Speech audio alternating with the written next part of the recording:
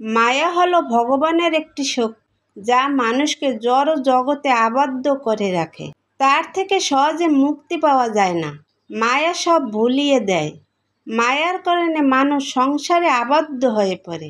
এটা আমার, ওটা আমার, এ কারণে সে কর্মবন্ধনে আবদ্ধ হয়, যার জন্য তাকে বারবার জন্মগ্রহণ করতে হয়। সেই কর্মফল ভোগ করার জন্য মানুষ পরিবারের জন্য কঠোর পরিশ্রম করে।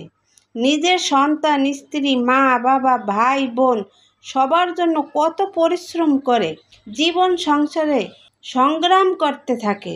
মায়ার কারণে সে ভগবানকে ভুলে যায়। কি জন্য এই মনুষ্য দেহ লাভ করেছে তা বুঝতে পারে না। ভোগ, লোভ, লালসা, কামনা, বাসনা, হিংসা, অহিংসা এই সমস্ত পাপ করতেই থাকে। অনেকেই বলে থাকেন, আমি তো আমার কর্তব্য করেছি।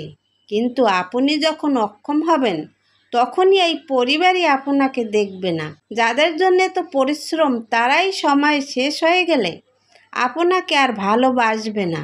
যখন আপনার কর্মক্ষমতা কমে যাবে তখন বুঝতে পারবেন সারা জীবন গাধার মতো পরিবারের জন্য এত কিছু করলেন, কিন্তু জীবনের শেষ মুহূর্তে কেউ আপনাকে দেখছে না।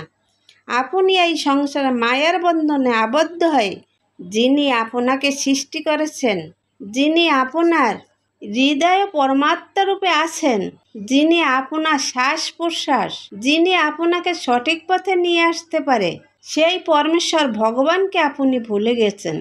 ডাকার সময় তো কতই ছিল, কিন্তু সংসারের মায়ার কারণে আপনি ডাকতে পারলেন না। পরিবারের সুখের জন্য নিজে কিছু করতে পারলেন না। পরমেশ্বর ভগবান শ্রীকৃষ্ণ গীতায় বলেছিলেন, আমার এই মায়া অতিক্রম করা অত্যন্ত কঠিন, কিন্তু চেষ্টা করলে অসম্ভবও নয়। মানুষ 3 গুণ দ্বারা আবদ্ধ হয়ে কর্ম করছে, সত্যগুণ, রজগুণ এবং তমগুণ।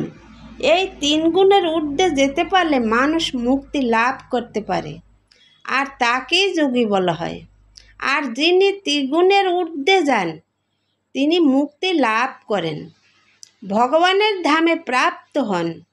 নিয়মিত ভগবানকে স্মরণ করতে হবে, ভগবানের নাম কীর্তন জপ করতে হবে, গীতা পাঠ করতে হবে, একাগ্রচিত্তে ভগবানকে ডাকতে হবে। আপনি কর্ম করেন, কিন্তু কর্মফলের আশা করবেন না। কর্মের ফল তো ঈশ্বর দান করেন, তাই সব কিছু ভগবানের প্রতি সমর্পণ করে দিন। কেবলমাত্র ভগবানের উদ্দেশ্যে কর্ম করুন। মনে রাখবেন, সব কিছু নিয়তি নির্ধারণ করে রেখেছেন, আপনি কেবল নিমিত্ত মাত্র। কখনো কর্ম ত্যাগ করবেন না, কারণ যিনি কর্ম না করেন তিনি প্রকৃত যোগী হতে পারেন না। তাই প্রতিদিন হরিনাম জপ করুন, গীতা পাঠ করুন, একাদশী ব্রত পালন করুন, ভগবানকে প্রতি মুহূর্ত স্মরণ করুন। তাহলে মন শান্ত হবে।